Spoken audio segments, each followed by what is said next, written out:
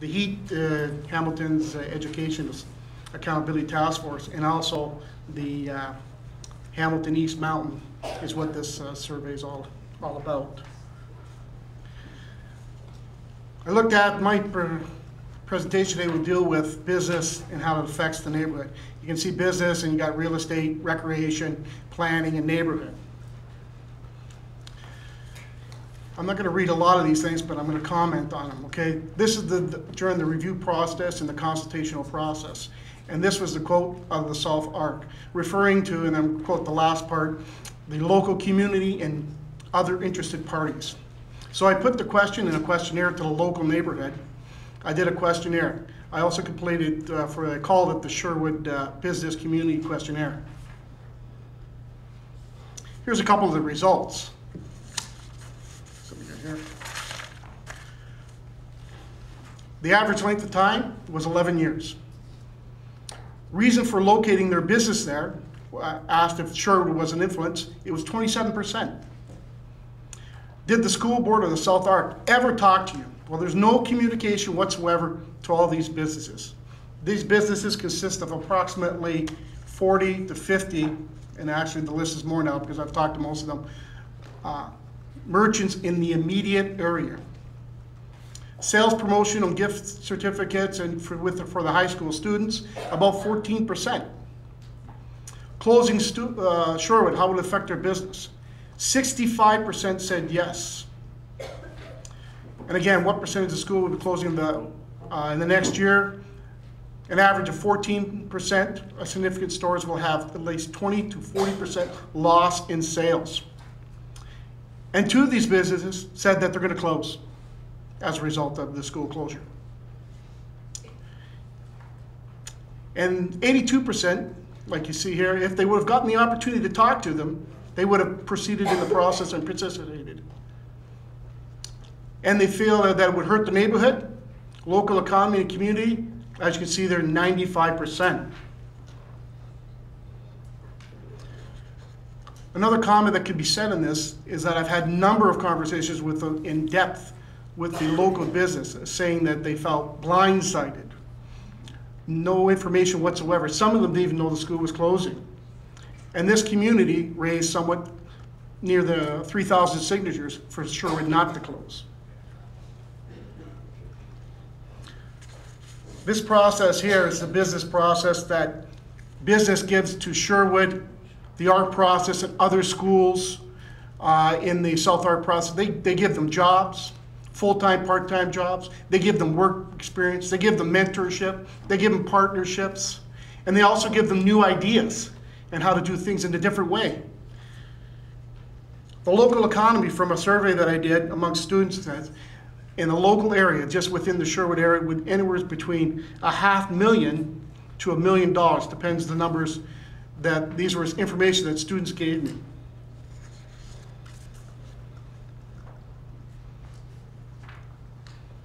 The real estate. Some 700,000 persons expected in the next 30 years. This strategy and these numbers come from the grid process from the Hamilton. Future neighborhoods will be balanced differently. The economics and smaller, close, I'm not reading this, I'm just capturing it from it. New homes and the density is going to change all the way through. All this is a result of long-term planning, long-term real estate development. And this is the example of this is the grids process in the Hamilton. The grids are an example of long-term planning that is cyclical. What goes around comes around. The East Mountain neighborhood and the community is changing. During this little caption here, you see here on the top there should also be Hill Park. I missed that. So you actually look at, in this neighborhood, the East Mountain, the scales are kind of unbalanced here. You're going to be closing, and they don't mention Crestwood. Crestwood, East Mountain, Sherwood, Barton, and possibly by 2015, if you'll have Hill Park as well. And what will we get in return? We're going to get a new school.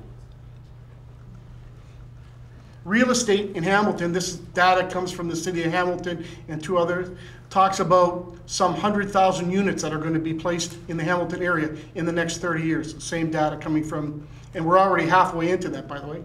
Mr. Whitehead said about population surveys, etc., talking that his neighborhood is changing. The same thing was said by Tom Jackson, by the way, regarding changing neighborhoods. It's getting younger, things are all going to happen. Petta said, and doing some research that was emailed to a lot of us, that Ancaster, Waterdown, and the East Mountain Upper Stony Creek are on a 1% climbing growth. Neighborhood real estate, such as on Fennel Avenue, Kenilworth, Upper Ottawa, Upper Gage, Upper Wentworth, and let's not forget about Concession Street, where you have 12 to 15 apartments that are in their 50s and 60s, up for renewal in the future. Again, that falls in line with the local community.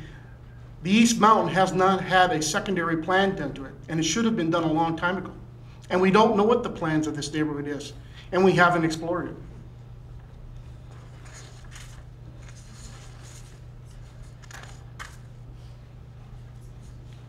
Tabbing on the recreation, and I got this article from Peterborough and from the local paper that was there, and the caption of this is talking about 200 doctors, specialists in the field, are writing to the minister about shutting down a collegiate school and vocational schools.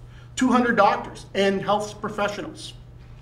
Some of the most vulnerable, and I'm quoting in our case, Mountain School, that these schools will be drastically affected. And I hadn't seen any doctor's reports at the board level or any of the ARCs that what is the medical opinion of all these school changes happening on our students. The Peterborough said the most vulnerable students in our communities, if they can't walk, many of them won't attend. Some say, and signed by the letter that you see there is 148 doctors signing to that effect. Does this affect Hamilton? We're a larger city. We're having two of our most vulnerable schools close. And that school is Mountain and Parkview. Have we made adequate accommodation for them? And then the one pointing out the effects on healthcare is an interesting argument, one that makes sense. Professor Jeff Clough of the Ontario Institute of Educational Studies, University of Toronto. He actually wrote another article that cannot be put there at this time, about how the real effects of this happening to children are never really taken into account. The movement of large bodies of students from one area to another, and how it really affects the psychological makeup of them, and where it may be in the future.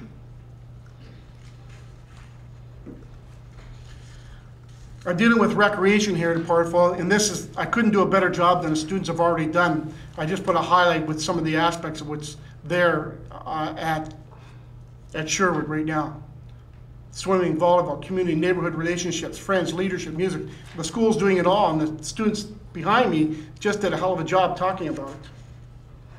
I also have a letter that I didn't put into the package here from the office stating that they had no consultational process in the event of closure of Sherwood School. So the Recreation Department of Hamilton gives me a letter here saying that there was no discussions or consultational process. In the event that we close Sherwood, what is this neighborhood going to do? It's a part of planning to know what's going to happen when you do something. Recreational also comes down to what the bare bones. Kids walking to school. They're going to be bused. Activities early in the morning, they're going to be bused. The afternoon activities such as sports activities, social events, gatherings, these will all be influenced by busing. Long day at school. Kids need to be started up, and all the data shows that kids function better when they go to school at 8 o'clock, 9 o'clock, not 7 in the morning, which would be needed for busing. And the cultural loss in the neighborhood regarding losing this neighborhood, the cultural. I got the 30-second mark here, and I'm going to rush planning. Examples of good planning that happened. City Hall, they had many years. Stadium, many years. Board of Education started in 2007. One school ARC, 1.3 years. Elementary schools, 1.3 years. We could have spent more time on this. I'm going to go right down to the end here. I think the board bit off more than it can chew. When two elementary schools 3 high schools are become one of the largest art processes in Ontario. They introduced kindergarten. Enrollment is not a problem at Sherwood. The East Mountain is growing, 100,000 people. Detailed site analysis for a school was never done. New educational center uses a large amount of staff time. No school should be sold until a new one, if happens, built in Ward Sec. A secondary plan should be established in the East Mountain and completed before any process continues. And the East Mountain neighborhood and future recreational needs should be considered. That being said, and I'm closing here, the aspects of this art process fails in a couple of respects. Business, there's been no report, no plan. These are local community businesses. The recreation department or the rec permit afterwards, no report, no plan. The transportation needs will be left, no plan reported to them. Neighborhood, schools afterwards, the neighborhood itself changing. It's all left onto the burden for the city of Hamilton to manage later on. There's been no example of what happens afterwards. This neighborhood is in dire straits, and it's crucial that this school board take in account that there is a neighborhood there and file up and deal with their original mandate of consultation with neighborhoods and local communities and local economics. Thank you very much.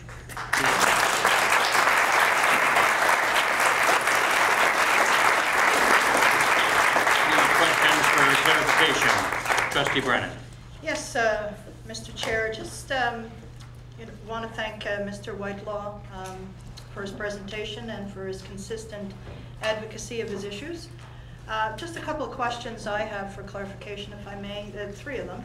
Go ahead. One is, excuse me, Mr. Chair, one is the Hamilton's Education Accountability Task Force. I guess I just wanted to know under whose auspices that group exists and what is the mandate. Secondly, what is the membership of that group? And then thirdly, the email here on the front page says HEAT for Schools, and I guess I'm just asking if that's a separate group. Thank you, Mr. Chair.